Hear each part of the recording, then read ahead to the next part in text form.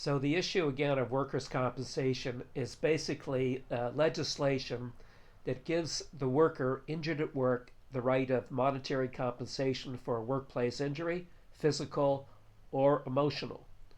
And the issue then becomes what happens to a claim the employee may make for emotional distress damages because of termination or some other workplace issue. Keeping in mind that if you get workers' comp, you give up the right to sue the employer. So again, it's intended as no fault legislation, workplace injury. You get monetary compensation for as long as you're ill, can't work, but you can't sue anybody. Well, you can't sue the employer.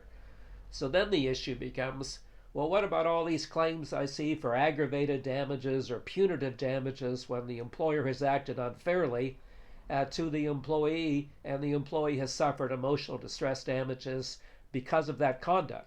So the legislation creates an exemption for emotional distress damages that have been caused by an act of termination, that's direct termination or constructive, like a demotion, or any kind of change in duties or discipline enacted by the employer against the employee.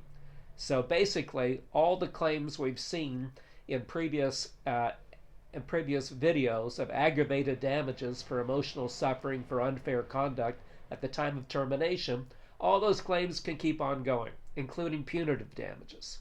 But the issue that arises is where a claim is made for emotional distress damages in the continuum of the employment relationship.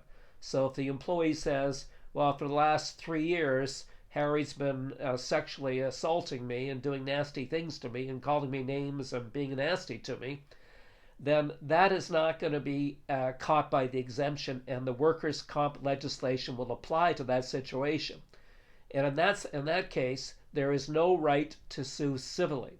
So if the employee did start a civil lawsuit, the employer is going to go to the Workers' Compensation Board and say, hey, wait a minute, this claim should be within the jurisdiction of the Workers' Compensation Board, not a civil court.